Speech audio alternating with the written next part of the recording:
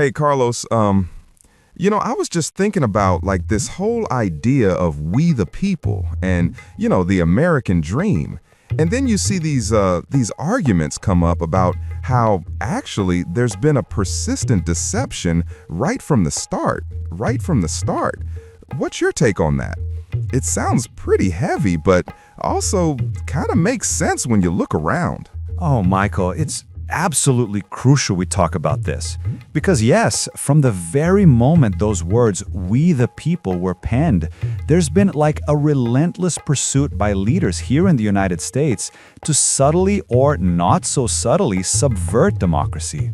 It's been happening for over 200 years, and it's built right into the system, The deception is honestly cruel because it promises one thing but delivers quite another. It creates a system that ensures maximum inefficiency by design, actually. Maximum inefficiency, huh? So you're saying it wasn't just like an accident or unforeseen consequences. It was designed to be slow and cumbersome, like intentionally so. That's a wild thought. What's the purpose of that?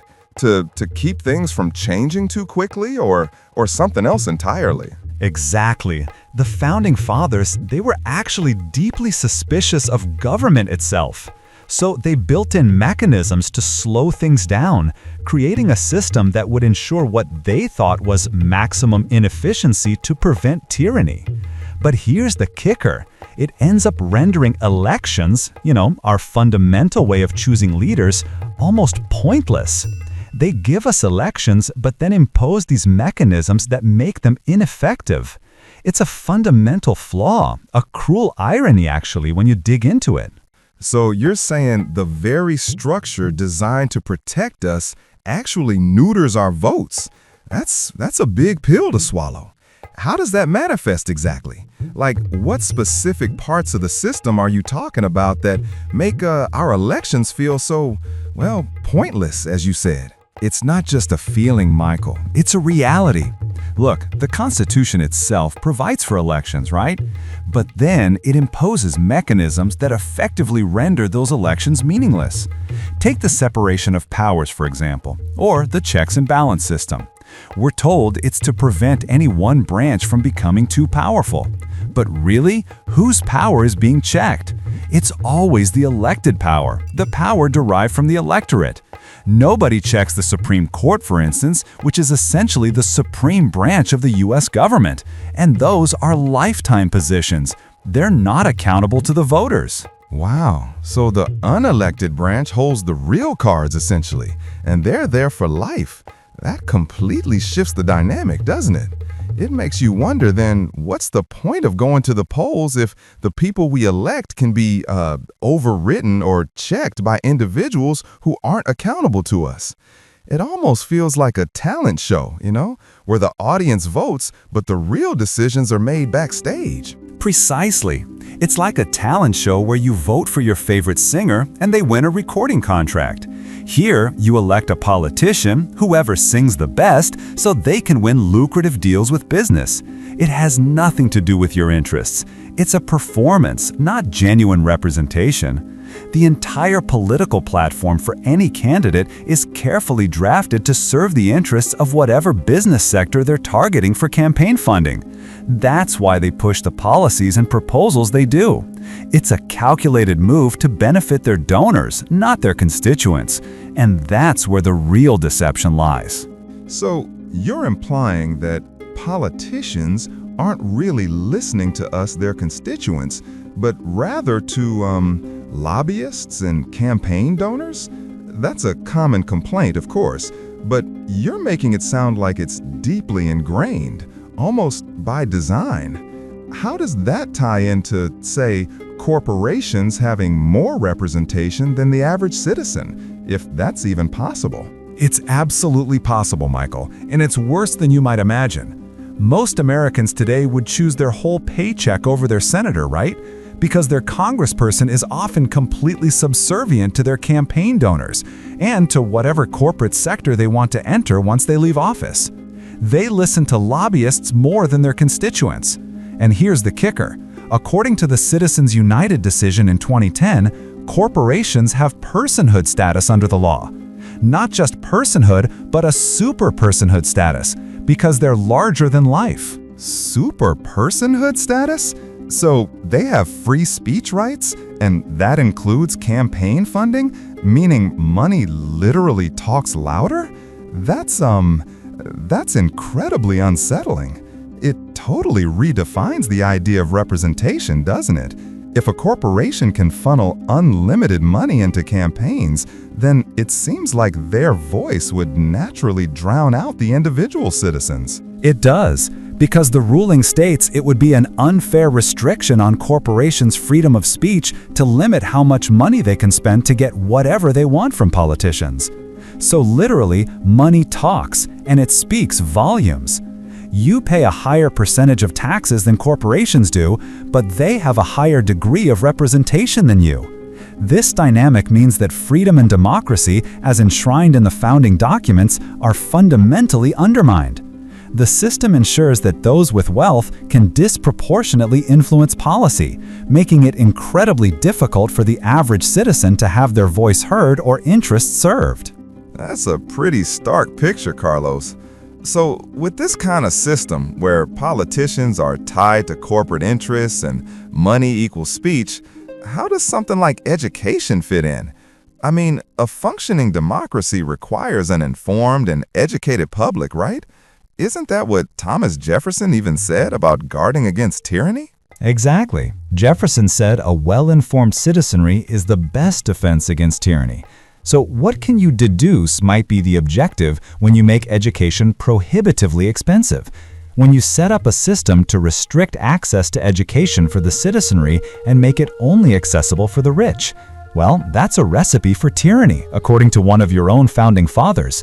My mother was still paying off her student loans in her 70s, for crying out loud, and they keep finding new ways to discourage people from going to university. So, it's not enough that it's expensive, they're actively trying to devalue it too? Like by creating degrees that don't lead anywhere practical. That's, pretty insidious. What kind of degrees are you even talking about? Because I'm sure a lot of people would agree that certain degrees might not have the same direct career paths as others, but useless seems a bit harsh. It's not harsh when it's calculated, Michael. It's not enough that you expect an 18 or 20-year-old to come up with more money than it takes to buy a house just to get a degree. So you have to start creating useless degrees, these useless so-called disciplines, degrees in electronic feminist activism, degrees in navel gazing, so that you can then start to say, well, university is really pointless. As if there aren't still degrees available in the sciences, in law, in business, in history, in the fundamental disciplines. You make people think that university is all just a joke, so why bother? Meanwhile, the children of the elite are still going to university because they're the ones who are on track to be the managers of society. They're on track to rule you. That's a powerful and disturbing parallel to make, Carlos. The idea that education is being manipulated to maintain a ruling class. You also mentioned that this strategy of dehumanization to exploit people has a long history in America. Could you elaborate on that? Because it really sounds like you're talking about slavery and the treatment of Native Americans, which are, foundational traumas. Absolutely, Michael. They need you to not be human so they can morally justify exploiting you. The most obvious example, of course, is slavery. Other nations had slaves, but no one else in history assigned slaves subhuman status. In the Muslim world, for instance, the slave and the owner were brothers. But in America, the slave was considered a beast of burden, and the owner was a sadistic beast master. They needed it to be this way, because fundamentally, they do not believe in peaceful, equitable transactions or mutual benefit. They believe in conquest. So dehumanization wasn't just like a byproduct of slavery, it was a necessary component to justify the act itself, especially while claiming freedom for all. And the same logic was applied to the indigenous inhabitants too, I imagine, displacing them from their lands and erasing their cultures for resource extraction and expansion? Precisely. America was built on stolen land and sustained by stolen labor. It has a long-standing habit, a tradition of dehumanizing those who possess what it desires. For the African slaves, they were dehumanized for their labor, for the sweat and tears that built the foundation of a nation claiming freedom for all. But they had to dehumanize them in order to make that claim, you see. For the Native Americans, the indigenous inhabitants of that land for centuries, they were dehumanized for the richness beneath their feet, for the land itself. Their cultures were erased, their sacred lands violated, all for America's insatiable, ruthless hunger for more, for expansion, for dominance. It's a pattern, not an isolated incident. That paints a very grim picture, Carlos. This idea of an insatiable, ruthless hunger for more and a belief in conquest rather than coexistence. Is this a characteristic you see unique to the Western psyche, as you put it? Or is it a broader human flaw amplified in certain systems? Well, it originates from the Western psyche, which developed through its own peculiar history and culture. Not everyone is like that. In fact, most people aren't. Are you like that? Of course not. It's abnormal. The truth is that even most average Westerners, most average Americans are not like that. They believe in the philosophy of the last man standing. That's their approach to the world. First within what's now the territorial United States, then the entire Western Hemisphere, and then the whole planet. They applied this to Mexico, Central America, South America. Their natural resources were sought and their sovereignty trampled upon. So America's pursuit of what it desires has always been characterized by exploitation and domination, rather than fair exchange or mutual benefit. It sounds like a mindset that struggles to understand win-win scenarios, that for them to gain, others must lose, almost by default. Is that what you mean when you say they don't believe in harmonious relations? Exactly. They don't believe in mutually profitable transactions. Mutually profitable transactions represent some kind of loss for them. They don't believe in harmonious relations, fair transactions, fair exchange. They believe in conquest. America's pursuit of what it desires has always been characterized by exploitation, domination, and subjugation. For all their talk about capitalism and the market, free exchange, and so on, it's not what they practice, and it's not what they fundamentally believe. For them, capitalism means we make the money, we make the profit, we benefit, everything is ours, and nothing is yours. That's not capitalism. It's barbarism. It's piracy. You can't go into a business deal or a negotiation with that mentality. That's the mentality you have when you commit a bank robbery, not a business agreement. Carlos, barbarism and piracy paints a stark picture. It makes me think of America First rhetoric, especially under President Donald Trump, where the mindset truly became America only. Is that the modern face of this conquest mentality? Absolutely, Michael. America First is an overtly stated version of that historical belief in conquest. It's the conviction that if others prosper, America must be losing. This America-only approach views any other nation's success as an existential threat to its dominance. So it's not just prioritizing their interests, but actively disregarding others. This seems to justify any means to achieve their America-only goals. Precisely. This America-only mentality demands immense self-deception. It maintains a narrative of exceptionalism while engaging in subjugation and economic warfare. It's the mental gymnastics to believe they are good, righteous, and uniquely entitled to all global power, regardless of the cost. And this self-deception, this need to believe they're good despite their actions, directly leads to the core contradiction in their self-image that we'll examine next. So this isn't just an aggressive foreign policy. It's a deeply ingrained mindset that permeates how they view everything, even their own economic system. And you're saying this predatory approach is rooted in a need to believe they're good, civilized people despite their actions? How does that reconcile with the reality of, say, the military-industrial complex and its role? It's a complete contradiction.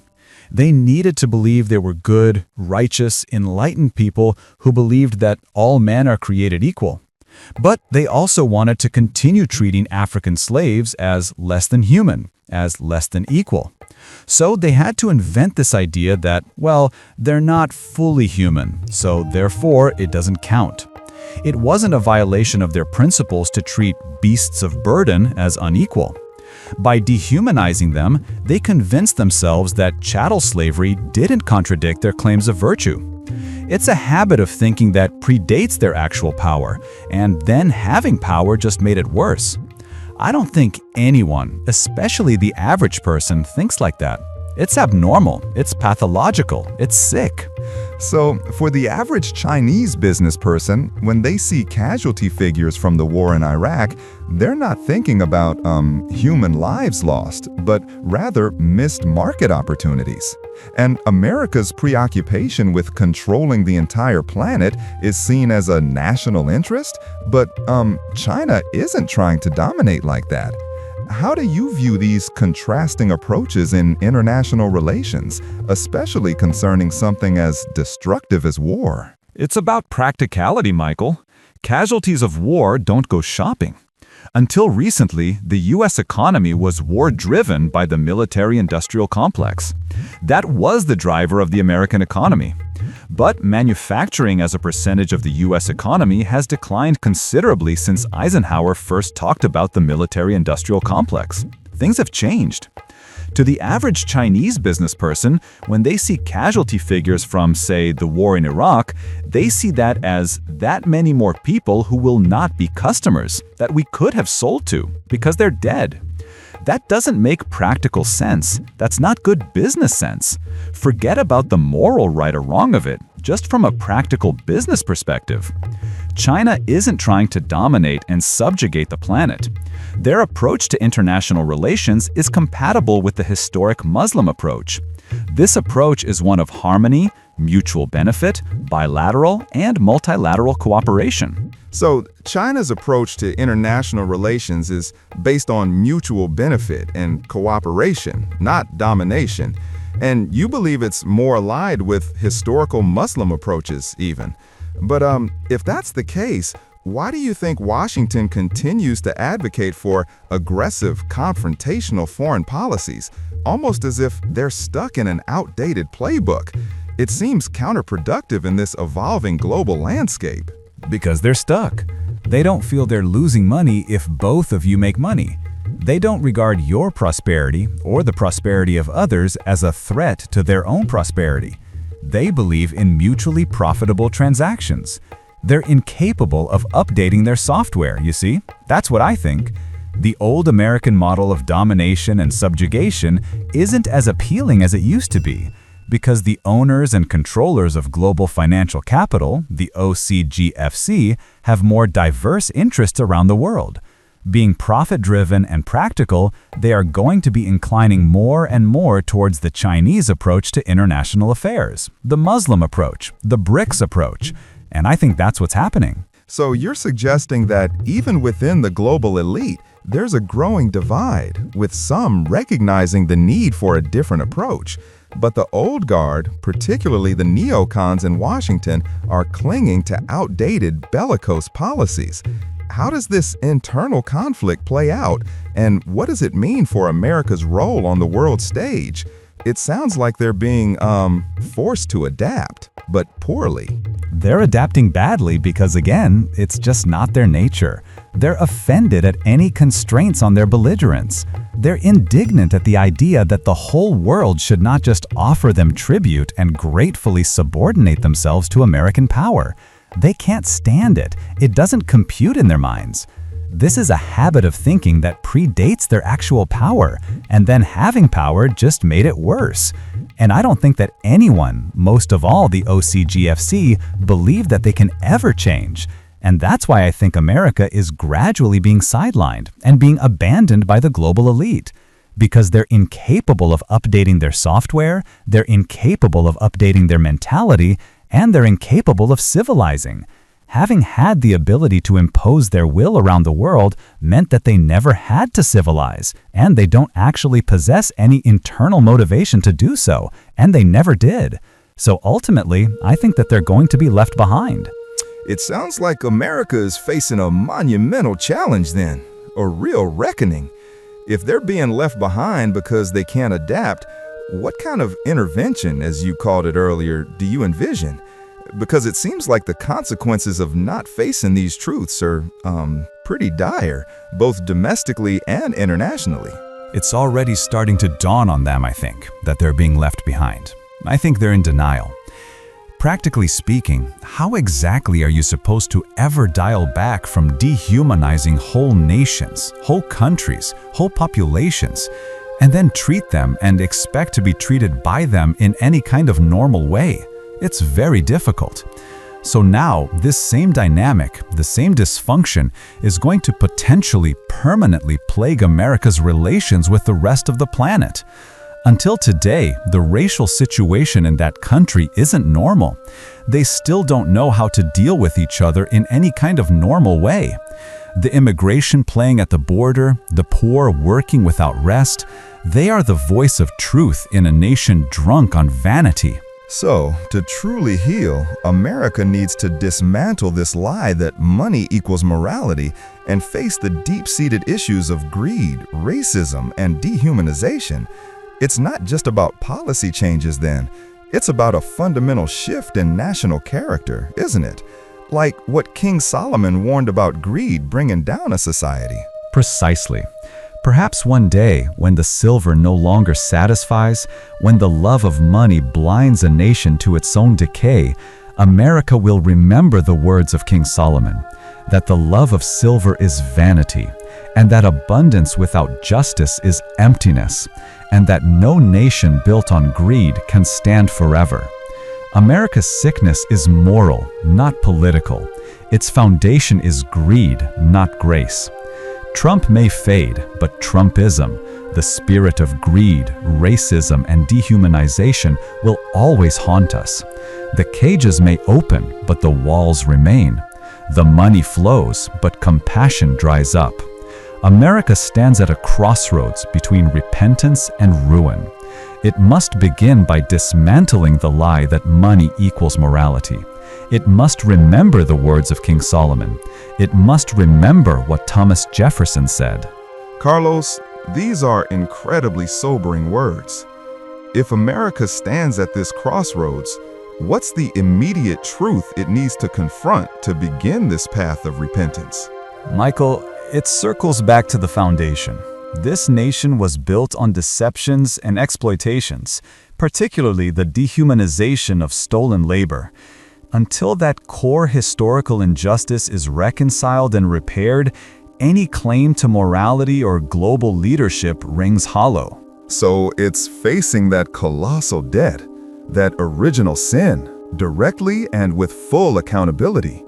A deep historical deficit needing addressing for genuine healing. Precisely. Without that, it's cosmetic. Symptoms persist because the root cause remains unaddressed. A powerful message to end on, Carlos. As a popular movie line says, and I'm paraphrasing, America, until you do right by the stolen Africans in this land, everything you touch will surely crumble. So, addressing that root cause is paramount. But practically, how does a nation begin to dismantle such deeply ingrained historical injustices? It feels like an overwhelming task. It is, Michael, but it begins with acknowledgement, not just lip service. It requires a societal shift, a genuine commitment to reparations and restorative justice, not merely cosmetic policy adjustments. The spiritual and moral rot runs deep, and only a radical reevaluation of national identity can truly heal. It's a painful process, but necessary for any true redemption. A radical reevaluation of national identity for true redemption. That's a profound thought, Carlos, and a challenging path for any nation. It suggests a future where America must truly grapple with its past to forge a new, equitable identity. Indeed, and this isn't just about the past, it's about the present and future. Until these foundational injustices are genuinely confronted and repaired, the current societal dysfunctions, the racial tensions, economic disparities, and political polarization will continue to fester. True healing offers the only pathway to a coherent, just society. That's a powerful closing statement, Carlos, emphasizing the urgency of this moral reckoning for America's very future. That's all the time we have for today, so we'll see y'all later.